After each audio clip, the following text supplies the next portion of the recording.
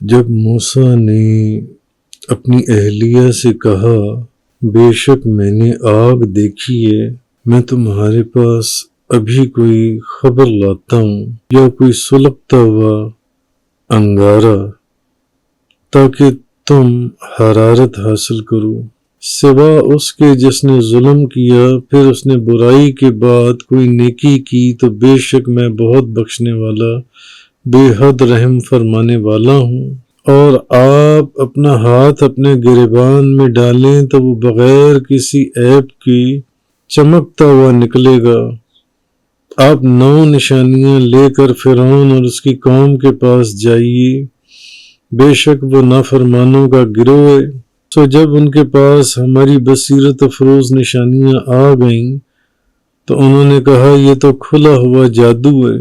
انہوں نے ظلم اور تکبر کی وجہ سے ان نشانیوں کا انکار کر دیا، حالانکہ ان کے دل ان نشانیوں کی صداقت کا اعتراف کر چکے تھے۔ بس دیکھیے ان فتنہ پرور لوگوں کا کیسا انجام ہوا۔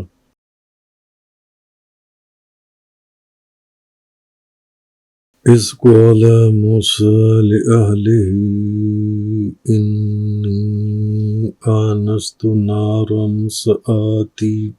سآتیکم منہا بخبر او آتیکم بشہاب قبس لعلکم تصطلون۔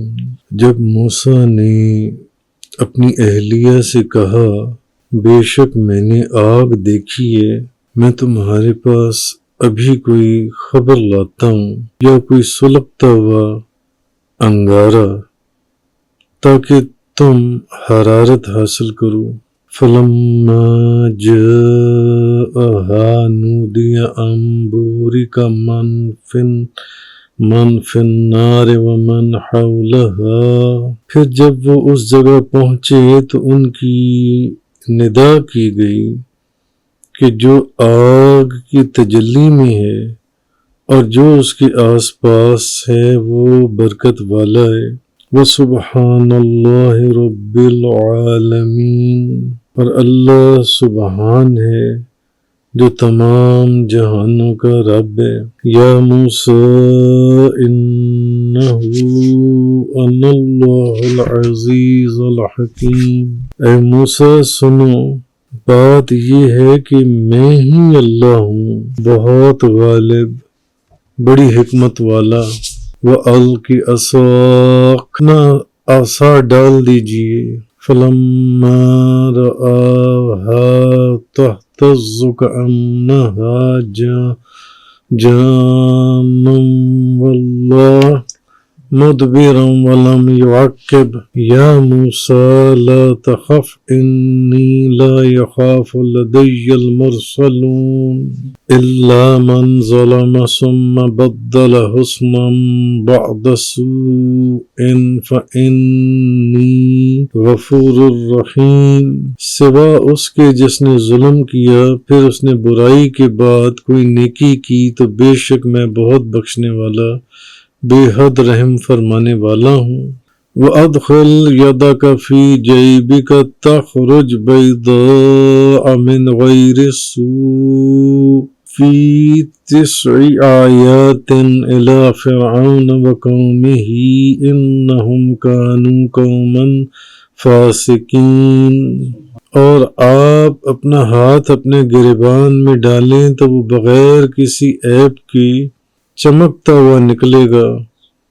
آپ 9 نشانیاں لے کر فرعون اور اس کی قوم کے پاس جائیے، بے شک وہ نافرمانوں کا گروہ ہے۔ فَلَمَّا جَاءَتْهُمْ آيَاتُنَا مُبْصِرَةً قَالُوا هَٰذَا سِحْرٌ مُبِينٌ۔ تو جب ان کے پاس ہماری بصیرت افروز نشانیاں آ گئیں تو انہوں نے کہا یہ تو کھلا ہوا جادو ہے۔ وَجَحَدُوا بِهَا وَاسْتَيْقَنَتْهَا أَنفُسُهُمْ ظُلْمًا وَعُلُوًّا۔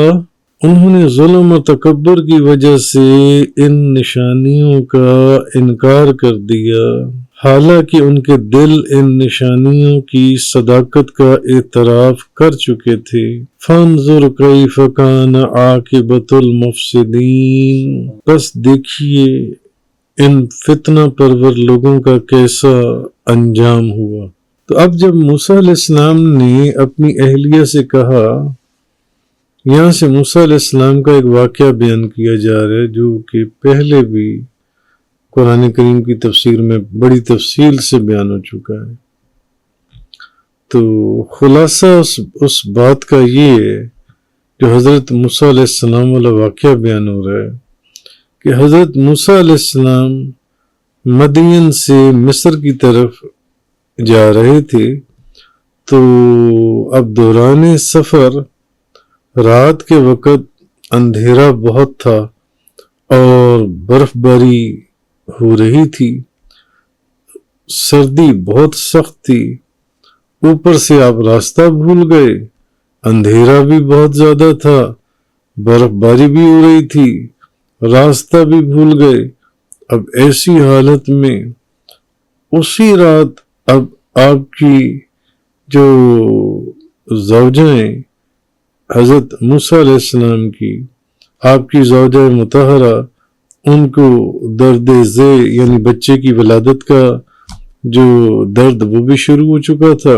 اسی حال میں حضرت موسیٰ علیہ السلام نے دور ایک روشنی دیکھی، تو آپ نے اپنی اہلیہ سے کہا کہ میں نے ایک آگ دیکھی ہے، تم یہاں ٹھہرو، میں اس طرف جاتا ہوں اور کوئی خبر لے کر آتا ہوں، یا پھر کوئی چیز چنگاری یا کوئی چیز ایسی لے کر آتا ہوں جس سے تمہیں گرمی حاصل ہو تاکہ سردی کی تکلیف سے تم بچ سکو۔ تو جب حضرت موسیٰ علیہ السلام اس آگ کے پاس آئے تو اب انہیں ندا کی گئی کہ اس موسیٰ کو برکت دی گئی جو اس آگ کی جگہ میں ہے، اور جو اس آگ کے آس پاس فرشتے ہیں انہیں برکت دی گئی، اور اللہ تعالیٰ پاک ہے جو سارے جہانوں کا رب ہے۔ تو اے موسیٰ، بات یہ ہے کہ اب آواز وہاں سے یہ آئی کہ میں ہی اللہ ہوں جو عزت والا اور حکمت والا ہے۔ اب ان کو آواز یہ آئی کہ میں ہی اللہ ہوں۔ تو اب آگے حکم یہ ہوا کہ اپنا عصا جو ہے یہ زمین پر ڈال دو۔ تو حضرت موسیٰ علیہ السلام نے اللہ تعالیٰ کے حکم سے عصا جو ہے وہ ڈال دیا تو وہ سانپ بن گیا۔ اب جب آپ نے تو عصا کو پھینکا تھا اور وہ سانپ بن گیا، اب جب آپ نے اس کو ہلتے ہوئے دیکھا اس سانپ کو، آپ کو خوف محسوس ہوا، تو آپ پیٹ پھیر کر پیچھے کو چلنے لگے، تو پیچھے کی طرف آپ نے نہ دیکھا۔ تو اللہ تعالیٰ نے فرمایا موسیٰ ڈرو نہیں، میری بارگاہ میں سانپ یا کسی اور چیز سے جو اللہ کا رسول ہے وہ ڈرتا نہیں ہے۔ تو جب میں انہیں امن دوں تو پھر کسی چیز کا کیا اندیشہ ہے کہ وہ ان کو کوئی پریشان کر دے۔ پر یہ بات میں پہلے بھی تفصیل سے کر چکا ہوں کہ اصل میں بعض مفسرین نے لکھا ہے کہ وہ سانپ کے اندر جو ودیتاً ایک جو وحشت جو رکھی گئی ہے وہ اس چیز سے طبیعت متنفر ہوتی ہے، اس کی وجہ سے وہ پیچھے ہوئے اس سے ایک دم، اس وحشت کی وجہ سے جو ان سے۔ تو بہرحال یہاں پر یہ فرمایا گیا کہ جب میں کسی کو امن دے دوں تو پھر اس کو کیسے اس چیز کا کوئی ڈر یا خوف ہونا چاہیے۔ تو لیکن جس شخص نے کوئی زیادتی کی اس کو ڈر ہوگا زیادتی کی، بھی آپ تو اللہ کے رسول ہو، تو یہاں تک کہ وہ اس سے توبہ کر لے اور برائی کے بعد اپنے عمل کو نیکی سے بدل دے، تو بے شک میں بخشنے والا اور مہربان ہوں، تو توبہ قبول فرماتا ہوں اور بخش دیتا ہوں۔ اب حضرت موسیٰ علیہ السلام کو دوسری نشانی دکھائی گئی۔ ایک تو نشانی آپ کو دکھائی گئی سانپ کی، جون سے کہ عصا ڈال دیا گیا، تو اب جب عصا ڈالا تو وہ ایک سانپ کی طرح لہرانے لگا جو ان سے سانپ بن گیا. اور یہ پیچھے بھی آپ پچھلی صورت میں بھی پڑھ آئی ہیں کہ وہ ایک بہت بڑا اژدہا بنا دیا گیا جو ان سے. تو اب دوسری نشانی دکھائی گئی. فرمایا گیا کہ اپنا ہاتھ اپنے گریبان میں ڈال کر باہر نکالیں تو وہ بغیر کسی عیب کے چمکتا ہوا نکلے گا, سورج کی طرح اس میں روشنیاں ہوں گی جون سی. تو آپ علیہ الصلوۃ والسلام نے اپنا ہاتھ گریبان میں ڈال کر نکالا تو وہ سورج کی شعاعیں جیسے چمکتی ہیں ایسے ان کے ہاتھ سے سورج کی شعاعوں کی طرح روشنیاں نکل رہی تھیں. تو اللہ نے فرمایا کہ یہ بھی فرعون اور اس کی قوم کی طرف بھیجتے وقت اللہ تعالیٰ کی دی ہوئی 9 نشانیوں میں سے ایک نشانی ہے. ان 9 نشانیوں میں سے یہ بھی ایک نشانی ہے. تو بے شک وہ جو فرعونی ہیں یہ تو نافرمان لوگ ہیں اور یہ اپنے کفر کے اندر بہت زیادہ بڑھ گئے اور اپنی سرکشی میں بہت زیادہ آگے بڑھ گئے. تو مفسرین نے کہا کہ اس ندا سے اور اس واقعے سے ولایت اور معرفت کے بہت سارے اسرار جو ان سے ہیں وہ اخذ کیے گئے ہیں اس واقعے سے جو ان سے ہیں. تو آگے فرمایا فی 9 آیات 9 نشانیوں میں سے.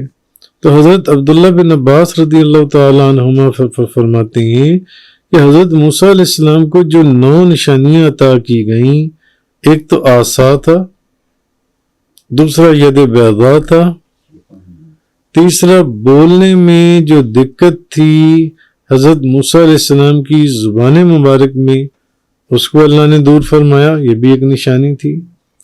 چوتھا دریا کا پھٹنا اور اس میں رستے بننا, پھر طوفان کا, پھر ٹڈیوں کا آنا, اور پھر گھون کا آنا, اور پھر مینڈکوں کا آنا, اور پھر خون کا, ہر طرف خون ہی خون ہو جانا.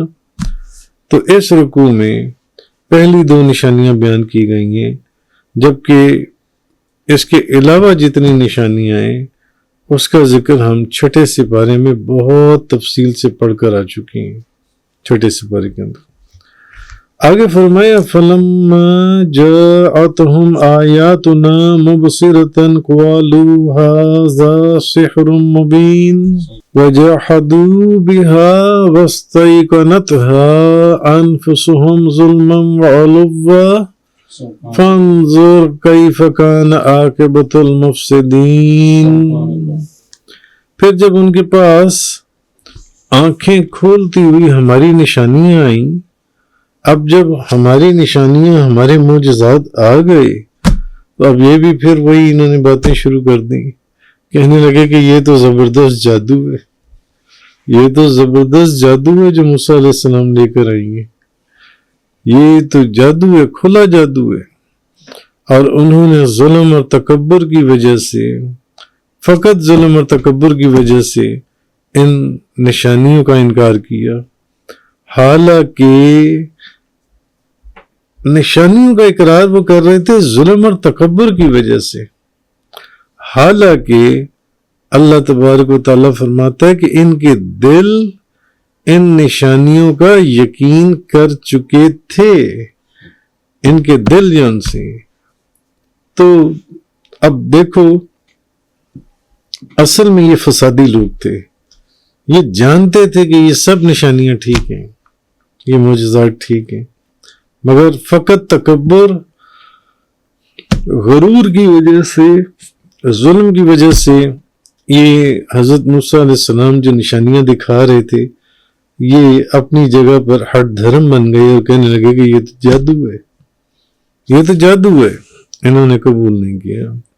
تو علامہ اسماعیل حقی رحمۃ اللہ علیہ فرماتے ہیں اچھا اب خلاصہ یہ ہے کہ اب جب فرعونیوں کے پاس آنکھیں کھول دینے والی یہ نشانیاں آئیں تو اور حضرت موسیٰ علیہ السلام نے ان نشانیوں کو ظاہر فرمایا تو وہ کہنے لگے کہ ہم دیکھ تو رہے ہیں مگر یہ تو کھلا جادو ہے جو آپ ہمیں دکھا رہے ہیں. تو یہ سب کچھ انہوں نے جس وجہ سے کیا وہ بھی آیات کے اندر بیان ہو گیا کہ تکبر کی وجہ سے اور ظلم کی وجہ سے انہوں نے ایسا کیا جو ان سے، حالانکہ ان کے دل، ان کے دماغ ان نشانیوں اور ان معجزات کا یقین کر چکے تھے، انہیں معلوم تھا کہ وہ جو دکھا رہے ہیں وہ ٹھیک ہے، مگر اپنے ظلم اور تکبر کی وجہ سے، غرور کی وجہ سے، ہٹ دھرمی کی وجہ سے اڑے ہوئے تھے کہ نہیں، ہم نہیں مانتے۔ تو اور وہ جانتے تھے کہ یہ سب نشانیاں اللہ کی طرف سے ظاہر ہو رہی ہیں جو حضرت موسیٰ علیہ السلام ظاہر فرما رہے ہیں، مگر اس کے باوجود اپنی زبانوں سے انکار کرتے تھے۔ دل ان کے مان رہے تھے مگر زبانوں سے انکار کر رہے تھے۔ تو اللہ تبارک و تعالیٰ نے فرمایا یہی تو اصل فسادی لوگ ہیں، دل ان کے مان رہے ہیں، عقل ان کی مان رہی ہے کہ یہ معجزات اور نشانیاں ہیں، مگر ظلم، تکبر، غرور کی وجہ سے یہ اس کو قبول نہیں کر رہے۔ یہ فسادی لوگ ہیں، اور یہ ان کے اوپر پھر یہ عذاب نازل ہوگا کہ یہ دریا میں غرق کر کے ہلاک کر دیے جائیں گے۔ وہ بھی آپ پیچھے پڑھ رہی ہیں ان سے۔